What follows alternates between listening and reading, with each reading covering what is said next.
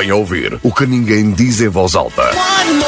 Todas as sextas à tarde no RCA. Sem cabelos brancos.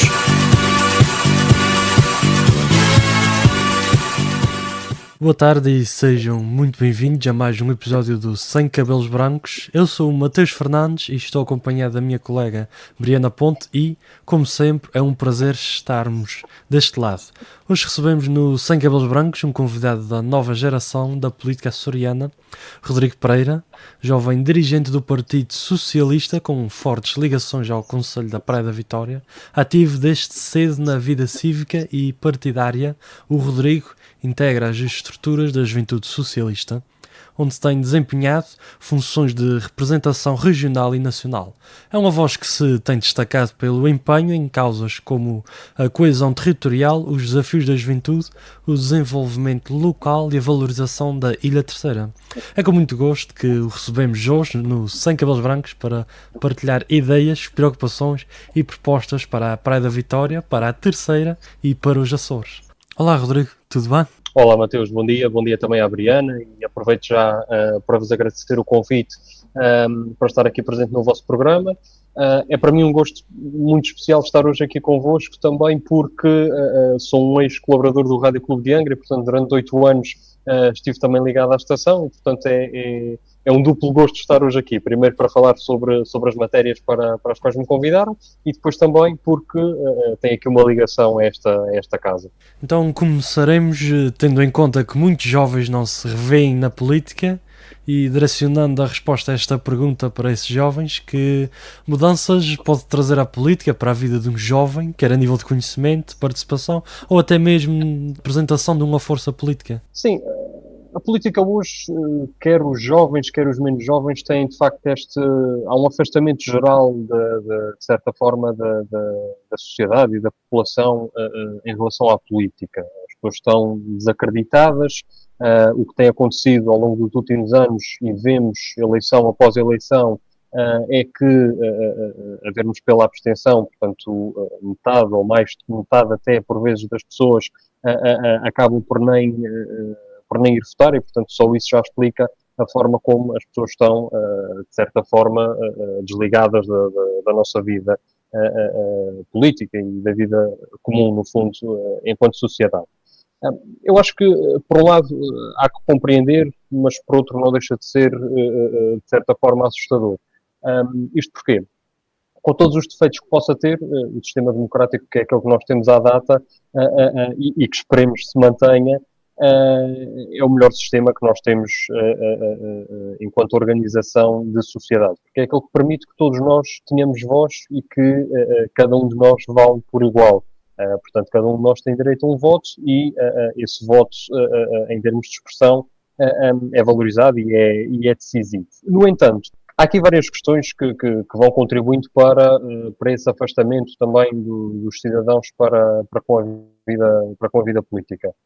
Primeiro, o facto de as pessoas sentirem que o Estado e o Governo, se quisermos falar em todas as escalas, portanto, quer o Estado Central através da República, quer o Governo Regional, quer depois até muitas vezes os municípios, embora aqui numa escala um bocadinho diferente, mas o que as pessoas sentem muitas vezes é que não lhes respondem àquilo que são as principais necessidades. E isso leva a que as pessoas se vão afastando, de certa forma, da política e, por vezes, até revoltando com o meio. Agora, o que é que acontece? E indo também de encontro à pergunta que era, portanto, porque é que isso pode acontecer? Por vários fatores. Primeiro, lá está, porque os jovens sentem que não há, e falando especificamente dos jovens, que não encontram resposta para os seus problemas na política. Depois também há, e verdade seja dita, alguma tendência aqui no efeito do grupo, que é os mais velhos dizem que os políticos são todos iguais e que a política é toda igual e que não nos resolvem os problemas e, portanto, vão seguindo essa narrativa e acabam muitas vezes por não a desconstruir. E depois porque, verdade seja dita, também penso que os partidos não têm tido a capacidade, ou a maior parte dos partidos não tem tido a capacidade de comunicar para os jovens. Ora, se não têm tido essa capacidade de comunicar para os jovens também acabam por não se interessar por nenhum dos partidos. Se não se interessam por nenhum dos partidos, automaticamente não se interessam pela política e acabam por estar afastados. O que eu acho que é um risco, porque a democracia, e para concluir a resposta, é um risco porque a democracia é o melhor de todos os sistemas, mas é também o mais exigente para o povo, no sentido em que exige que estejamos informados, exige que se conteste, exige que se procure sempre saber mais. Portanto, não é um sistema que funcione bem com base na falta de informação. E, portanto, penso que seria também importante, e é também importante que este trabalho seja feito por todas as partes, para os partidos comunicarem melhor e chegarem melhor aos jovens, para os jovens também procurarem de forma autónoma interessar-se saber pelas diferentes temáticas, por aquilo que acontece no seu concelho, na sua ilha, na sua região, no seu país, etc., porque é um trabalho conjunto. A democracia lá está, e falávamos ao início da questão do voto, cada voto vale por si, mas todos contam, ora, todos contam para construir o processo democrático. E como um jovem socialista, consideras que a política tradicional muitas vezes preza as ideologias de cada partido, contribuiu mais para o afastamento ou a proximidade de jovens da política? O que é que acontece, Briana? A questão ideológica é uma questão que nos últimos anos tem sido muito falada. Houve aqui na última década o surgimento de vários partidos que se afirmavam como partidos inicialmente não ideológicos. Eu lembro-me que quando surge a Iniciativa Liberal tinha muita dificuldade em afirmar-se ideologicamente. Porque era novidade, porque queria ser popular, porque queria agradar a toda a gente e inicialmente não se afirmava bem num determinado quadrante político. A verdade é que é de direita. Depois surge também há o PAN também, que na altura em que surge diz também não ter propriamente uma ideologia. A verdade é que também tem, é um partido tendencialmente com uma ideologia mais inclinada para a esquerda. Depois aparece também o Chega, que inicialmente dizia que não ter aqui uma ideologia, mas a verdade é que tem. Ainda hoje eles tentam fugir um bocadinho dessa narrativa de que não tem ideologia, mas tem, e portanto é uma ideologia muito nacionalista, muito ligada à direita mais extremada, e portanto a ideologia existe, nós até individualmente, e portanto eu acho até perigoso quando os partidos dizem que não são vinculados a nenhuma ideologia, porque a ideologia existe, todos nós temos uma ideologia política, ainda que não assumida, todos nós temos.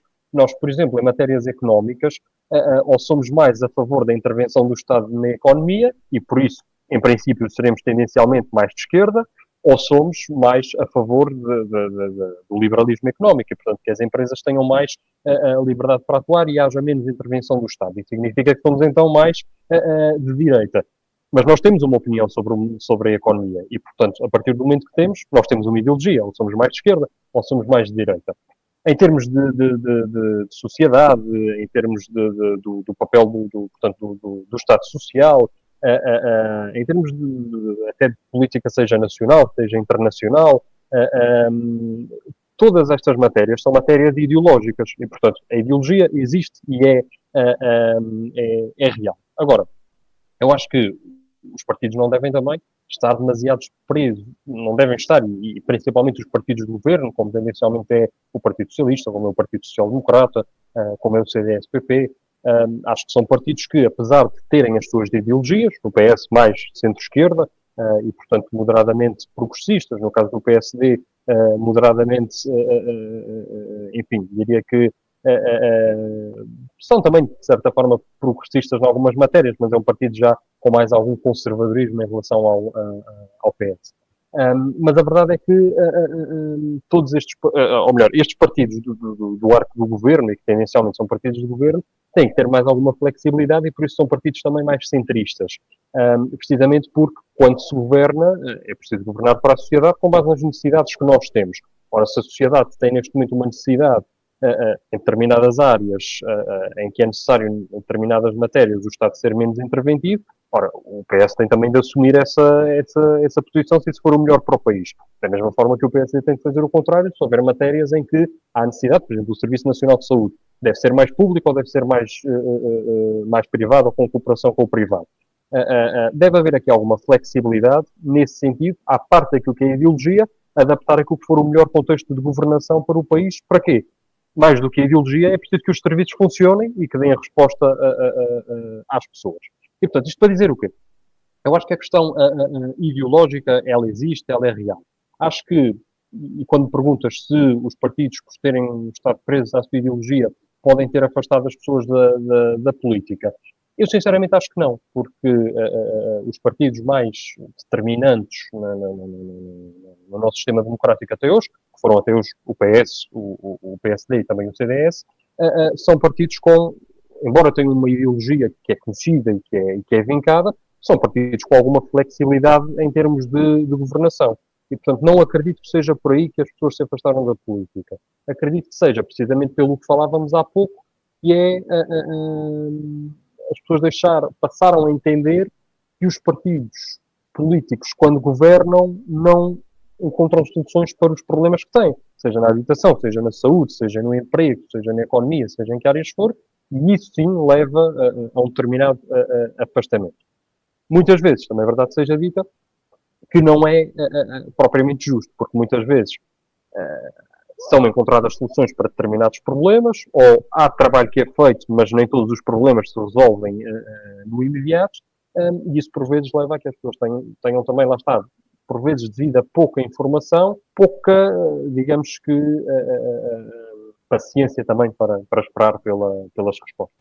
Olhando também para quem gosta de acompanhar a política e admitindo que as redes sociais influenciaram claramente o consumo de informação, que recomendação ou alertas dá aos jovens, considerando que esse consumo muitas vezes é falso ou enganador? É assim, essa pergunta é interessante e complexa, porque por vezes há até, e agora com este boom que houve deste crescimento da extrema-direita e até muito por parte do Chega, nós temos até os próprios partidos políticos muitas vezes a difundir, e no caso em concreto este partido, é muito particular a difundir informação que é falsa. E, portanto, se nós antes dizíamos que era importante as pessoas procurarem informação apenas junto das instituições mais credíveis, a verdade é que hoje também fica difícil perceber, a partir do momento que há este tipo de comportamento por parte de alguns partidos políticos, o que é que são efetivamente, por exemplo, no ramo partidário, os partidos que são mais ou menos credíveis naquilo que são a informação que passam. E, portanto, eu diria que uma das fontes será certamente as pessoas, obviamente, ouvirem a opinião dos partidos, aquilo que é a posição dos partidos relativamente às suas matérias, mas desconfiarem sempre.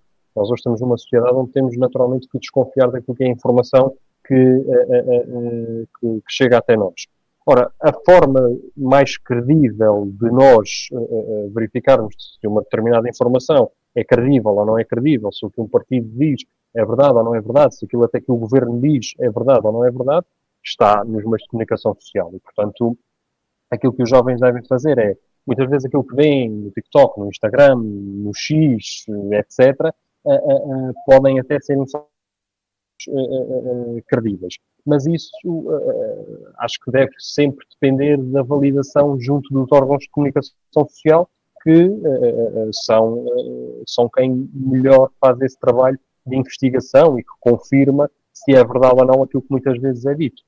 Nós, por exemplo, nos meios de comunicação social mais tradicionais, como as televisões e as rádios, temos hoje os fact-checking, portanto, em que os verificadores de factos, programas em que os jornalistas pegam em determinadas declarações de líderes partidários ou governantes e vão confirmar se aquelas informações são verdadeiras ou não. E depois no dia-a-dia, seja nestes programas específicos, ou seja naquilo que é a atividade normal do jornalismo, é aí que se encontram as respostas reais e as mais verdadeiras para aquilo que é a informação credível e não credível.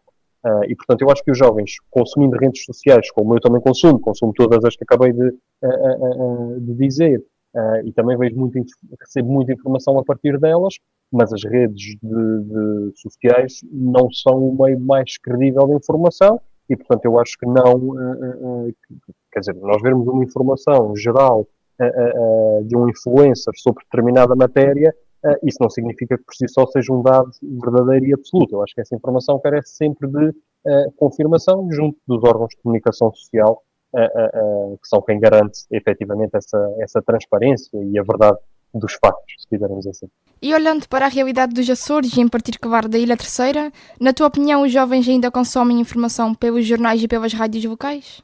Acho que sim, embora cada vez menos. Nós, nos Açores e em particular na Terceira, temos neste momento muita dificuldade em ter os nossos órgãos de comunicação social, vocês sabem tão bem ou melhor do que eu, em funcionamento. Porque as despesas são muitas, porque as receitas são poucas, é muito difícil hoje os órgãos de comunicação social, em particular da Ilha Terceira, terem as portas abertas. Isto porque órgãos de comunicação social privados, e portanto à parte das estações públicas, tudo o que nós temos de informação nos Açores, como no país, é privada e portanto as receitas vêm ou através dos apoios do Estado ou através de publicidade. A publicidade neste momento, como sabemos, cada vez menos, e verdade seja dita, é relativamente mal paga, e portanto fica muito difícil também os órgãos de comunicação social acabarem por conseguir ter aqui grandes equipas e muita programação e ideias distintas. A verdade é que, fazendo um bocadinho das tripas de coração, isso vai acontecendo e é uma realidade. Mas, dizer, apesar disso, se isso chega ou se não chega aos jovens, eu acho que os jovens veem muita informação, essencialmente, lá está, como nós falávamos, através das redes sociais. E, portanto, uma das formas que as estações têm, sejam as rádios, seja também aqui os jornais, de chegar aos jovens, é através da presença nessas plataformas, que depois pode levar a que um jovem se sinta motivado a ouvir um programa, um noticiário, ou a ler um artigo no jornal, etc. Porque o público jovem está maioritariamente no digital. E, portanto, seja nas redes sociais, seja através da digitalização também dos órgãos de comunicação social, através de apps, através dos sites interativos, com informação que seja útil, informação curta e resumida. Os jovens também não têm hoje muito tempo, nem querem dedicar muito tempo a aprofundar em notícias. E, portanto, eu acho que é importante haver também esta capacidade dos órgãos de comunicação social de chegarem de forma sucinta e direta aos jovens para consumir esse tipo de informação. Porque sim, os jovens vivem em sociedade e, portanto, querem estar informados, procuram informação, talvez não tão da forma tradicional, mas havendo formas mais atrativas e inovadoras de chegar a eles, acredito que sim, que eles consomem os produtos dos jornais e também das rádios locais. E também o Governo Regional deu início no mês de outubro ao Programa Nacional de Assinaturas Digitais para jovens dos 15 aos 18 anos. A par disso, há uma campanha de publicidade institucional nas rádios e jornais dos Açores com vista a sensibilizar a população para consumir informação regional. Para além disso, já decorre outro eixo do plano de ação para os mídias açorianos, a compra de assinaturas de jornais dos Açores por parte do Governo Regional para distribuição junto de escolas e instituições. Considera estas medidas adequadas à realidade local e de que forma podem influenciar os jovens para a política e para o acompanhamento dos órgãos de comunicação social locais? Ora, eu acho que todas as medidas que sejam para aproximar os jovens da informação credível e da leitura, seja ela noticiosa, seja mais numa vertente cultural, todos esses programas são positivos e, portanto, eu acho que são louváveis. Portanto, esta medida do Governo Regional para portanto, o programa de assinaturas digitais de jovens dos 15 aos 18 anos parece-me uma boa iniciativa. Acho que pode ser mais ambiciosa, portanto, apenas dos 15 aos 18 anos, portanto, se nós considerarmos um jovem, alguém que está numa idade compreendida entre os 3, 14 anos e os 30, eu diria que esta medida pode ter mais abrangência para além deste espaço dos 15 aos 18 anos. No entanto, é uma boa medida, é ir mais longe. Para além disso, portanto, falando aqui do plano também da ação para os mídias açorianos, efetivamente nos Açores a comunicação social precisa do apoio do Estado, porque, como falávamos há pouco, a publicidade não é suficiente e os meios que os próprios órgãos de comunicação social conseguem autonomamente encontrar não são suficientes para fazer face àquilo que são as suas necessidades. E, portanto, o Estado, efetivamente, tem de ter aqui algum apoio junto destes órgãos. Agora também não deve ser demasiado interventivo e, portanto, nem condicionar até a ação destes órgãos de comunicação social, porque a imprensa, para prestar um bom serviço à sociedade, tem que ser livre. A partir do momento que o Estado ou que o Governo intervém demasiado, ora, isso pode começar a condicionar e não é de todo aquilo que se pretende. No entanto, o plano de ação, quando falamos na parte de compra de assinaturas de jornais para distribuição nas escolas e instituições, eu penso que seja uma medida positiva, acredito que sim. No entanto, há mais que pode ser feito para além da compra dos jornais.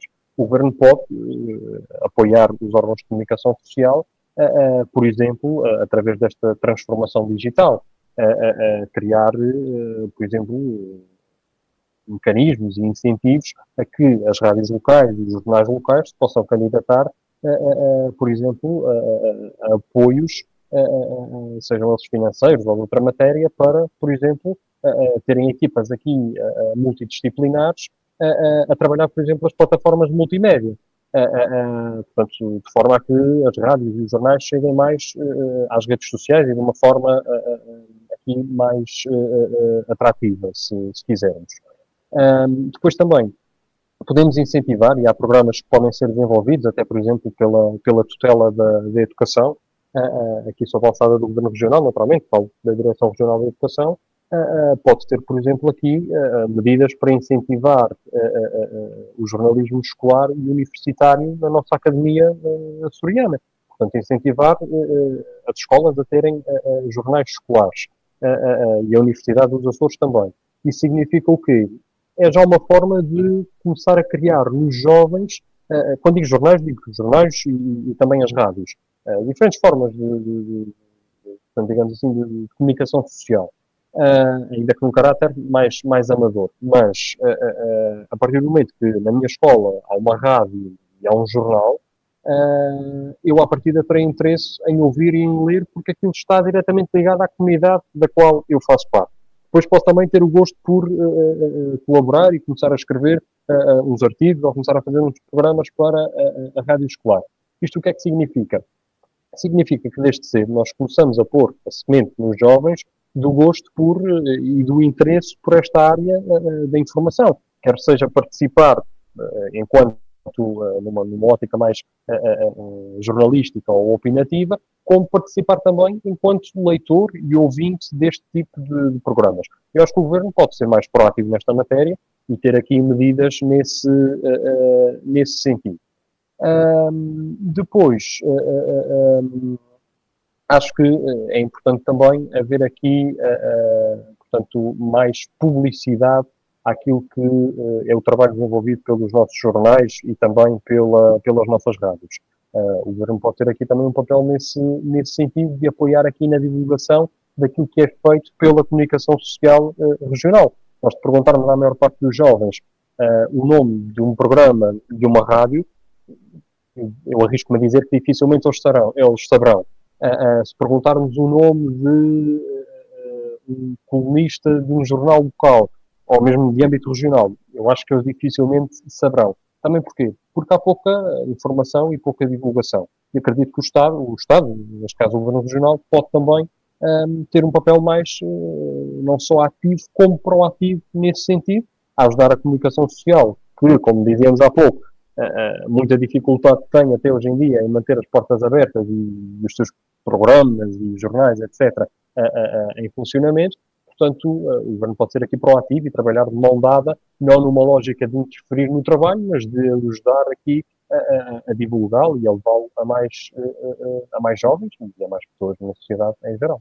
Aqui para finalizar, eu não sei se o Rodrigo quer deixar algum conselho aos jovens e aos mais velhos. Sim, eu posso deixar, quer dizer, quem sou eu aqui para deixar um conselho, mas aquilo que gostaria de deixar e a mensagem, e muito em particular aos jovens, é precisamente essa, de que a nossa sociedade constrói-se em conjunto.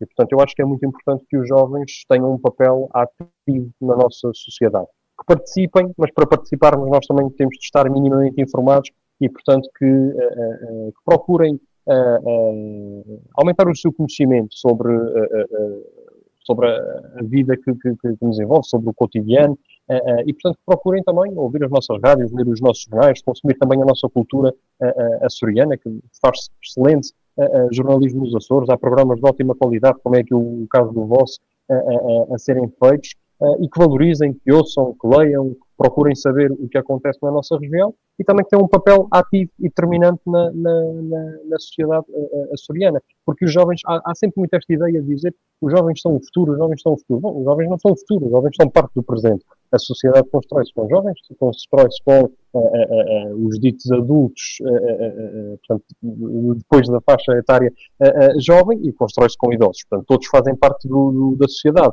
Não há futuro, não há presente, não há passado, quando todas estas gerações coexistem, se me permitem a expressão, na sociedade. E, portanto, acho que os jovens devem ter um papel interventivo, devem afirmar-se na sociedade, e que também a sociedade, e é um conselho que dou também aos mais velhos, muitas vezes há resistência também a dar espaço aos jovens, mas que deem, porque os jovens têm sempre valor a acrescentar, pensam de uma forma diferente, têm interesses diferentes, veem a vida até hoje de uma forma muito diferente do que os mais adultos veem. Portanto, a mensagem que deixava era esta, para terem uma participação ativa na nossa sociedade, sendo que para ter uma participação ativa, meio caminho andado, é estarem também informados e, portanto, procurem estar a par do que acontece para tomarem decisões informadas e participarem ativamente na nossa sociedade também de forma informada e consciente, e não irem só atrás do grupo e daquilo que dizem que é ou que não é. Fica aqui o conselho do Rodrigo Pereira, que nós agradecemos imenso a presença no nosso programa. E assim termina mais um episódio do Sem Cabelos Brancos. Obrigada por nos ouvirem. Continuem a descobrir, a questionar e a partilhar ideias com quem vos rodeia. Continuo com a voz da terceira.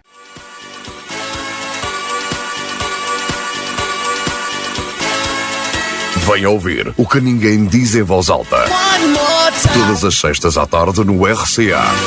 Sem Cabelos Brancos.